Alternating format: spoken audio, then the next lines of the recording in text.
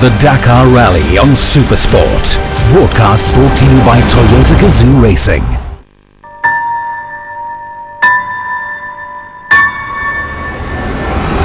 Kevin Benavides is 200 kilometres away from giving South America a first crown in the bikes. 1991, Stefan Panahansel wins his first Dakar on a bike. 30 years later, the Frenchman is on the verge of taking his 14th title and his 8th in a car.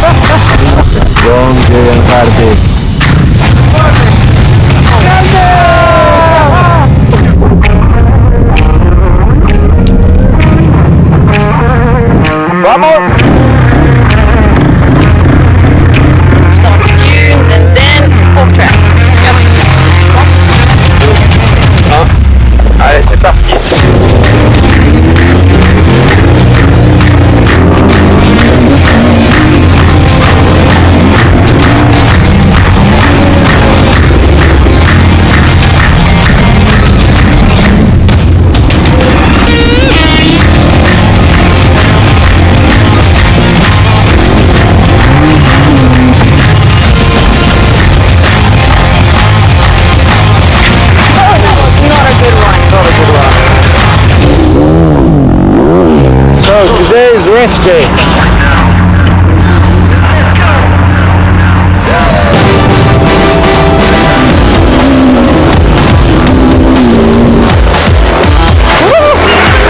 Come here, see track on that.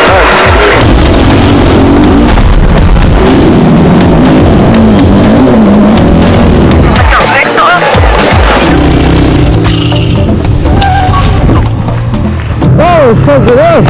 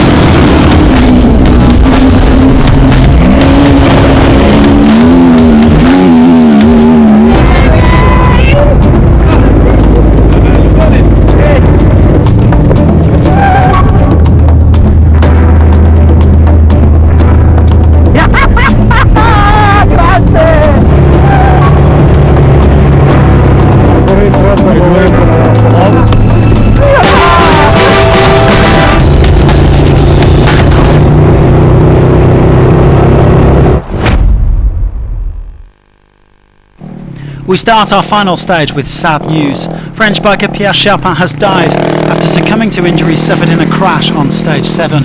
The entire Dakar family sends its sincerest condolences to Pierre's family and friends.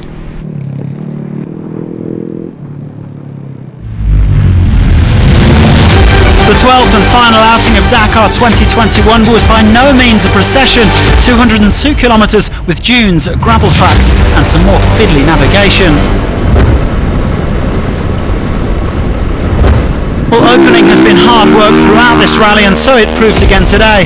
Sam Sunderland missed a waypoint in the dunes and waved goodbye to any hopes of reeling in Kevin Benavides, the 2017 winner, slipping to 3rd place overall. On a day of celebration for many, spare a thought for Adrian van Beveren. After 3 retirements, he was on course to finish until suffering engine failure. None of the 5 Yamaha factory riders have made it to Jeddah. Skyler Howes made a mistake at the start, but he held on to 5th place overall. The American absolutely delighted with his efforts. Remember the name, Daniel Sanders. It's been a near-perfect debut for the Aussie, who finished as the top rookie in 4th place overall.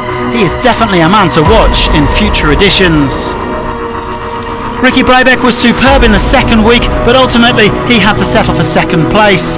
He says anything less than winning is unacceptable, and he'll be back to try and get that number 1 plate again next year. Only one man could win it, of course, so take a bow, Kevin Benavides. It has not been an easy rally for the Argentine, who had a nasty crash on stage 5 and partially broke his nose, but he held his nerve to become the first South American winner in the bikes. The top 3 reaching the finish line together, and then the celebrations could begin.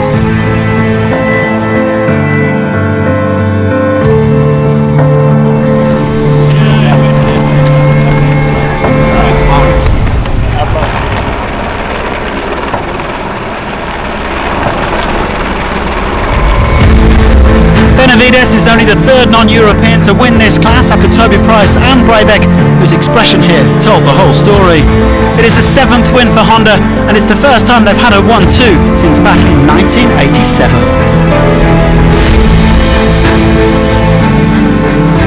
Benavides winning the Dakar and his 5th participation, having come 2nd in 2018. Sunderland has been on the podium every time that he's finished the rally. Here's the rest of the top 10. Sansolino, Quintanilla, Zwitka and Falconer, and what an effort from Martin Mitchek in 10th, matching the best ever Czech result in the bikes. The day though belonged to this man, the new Dakar champion, Kevin Benavides. Wow, it was an incredible Dakar every day. It kept on changing. I'm really happy with this victory. I'd say it was the hardest Dakar I've ever done, and anybody could have won it. I'm really happy. And also about becoming the first South American to win the Dakar and making history. I'm just super happy. Arunas Gelas-Ninkas won the grueling original by Matul category. He also achieved Lithuania's best ever position in the bikes, 21st position overall. My target was top 3, but I won, so I'm really happy, and today just cruising to the finish because I had a huge advantage. Despite struggling for form and fitness, Laya Sands kept up her flawless record at the Dakar. That's now 11 participations and 11 finishes. She comfortably won the women's class, finishing in 17th place overall. I'm very happy. It was a very tough Dakar for me, and it cost me a lot to get here. This is not the result I'd have been looking for in previous years, but I think I'm even happier than in other editions. Well, finally, it was a memorable day for Argentina indeed, as Manuel Andahar won in the quads. Having come 5th and 4th in the past 2 editions, he has now conquered the world's toughest rally. Andahar and fellow compatriot Pablo Capetti couldn't wait to get the party started.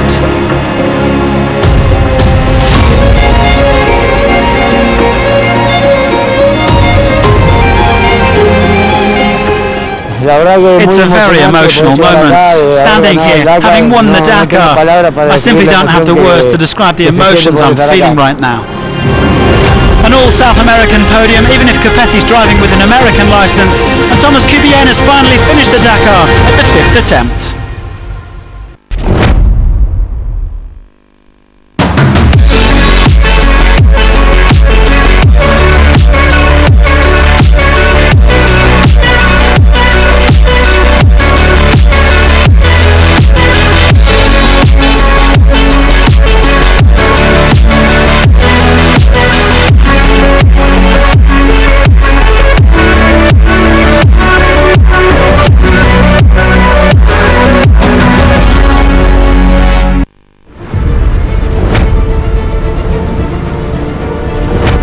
The 12th and final day of Dakar 2021. Stefan Pederhansel had the leads, and with 15 minutes in his pocket was sure to be safe. But Nasser Al-Attiyah had one last chance to see if he could win it.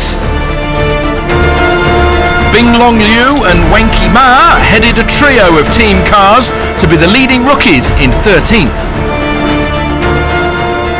Best production-based car in the T2 class was the Toyota Autobody of Akira Miura, who repeats his 2018 victory after coming a close second for the last 2 years. With the ex-Works Peugeot buggy, Cyril Desprez has driven in his 4th different team in 4 years, and it's brought him his 15th top 10. Martin Prokop's target was to get into a single-digit finishing position, and he's done just that with the Ford Raptor. Battling on his own, in his own team, it's a great result for the Czech. Janil de Villiers continues his 100% finishing record on the Dakar, a stunning record to be 8th. Sheikh Khalid Al-Qasimi was the best of the 2 Abu Dhabi Peugeot buggies into Jeddah, the car being fantastic for 7th, but they wanted to do another week. Vladimir Valiseyev drove a stellar last stage in his Mini to grab 6th. The Russian crew knew they had to hang it out, and it worked. Nani Roma and the ProDrive Hunter were 5th on BRX's first ever rally raid, a huge result. With no major problems on the car, they look forward to being back in 2022. The job what the team already done, it's amazing. The guys create the nice car with the really short time, with the pandemic time, you know, this means it's more hard for us. We work hard, we expect to be more back, but in the end we are 5. Now we know more about the car, this means it's really good. Kuba Skizgonski's Toyota has had a superb rally. As a privateer to be 4th, right on the tail of the factory teams, it's a fantastic effort from the pole. That's one happy team tonight. 3rd may not be to Carlos Sainz's high standards, but at nearly 59 he is still a force to be reckoned with, as his tally of Dakar stage wins is now 44, with glory into Jeddah. Will he be back?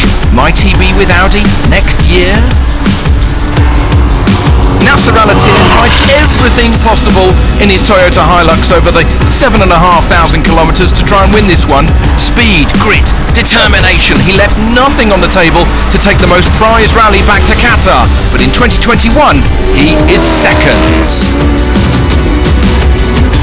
Leader since the 2nd stage of the rally nearly 2 weeks ago, Stefan Pederhansel has given nothing short of a perfect Dakar run to win for the 14th time. Winning stages, holding the pressure, and with co-driver Edouard Boulanger, this Dakar in Saudi Arabia has seen X-Raid Mini take their 6th victory. Pederhansel victorious on the Dakar, ahead of Al-Attiyah by just under 15 minutes. Sainz in 3rd, Skizgonski and Roma a fantastic 5th. 6th, Valiseyev ahead of Al-Qasimi. De Villiers in 8th, Prokop and Desprez. There's still so much pressure as it's complicated to win. You've got to give it everything to be complete with a good team, a good car and of course a good co-driver. But everybody makes mistakes and they happen, so to win a 14th time is so important. 30 years between the first victory and this last win. In 1991 I first won on a bike, and now we're here in 2021. It's 30 years later. I'm also the only one to have won on 3 continents: Africa, South America and now in Saudi Arabia. We are so privileged. History being made once again by one of motorsport's true legends.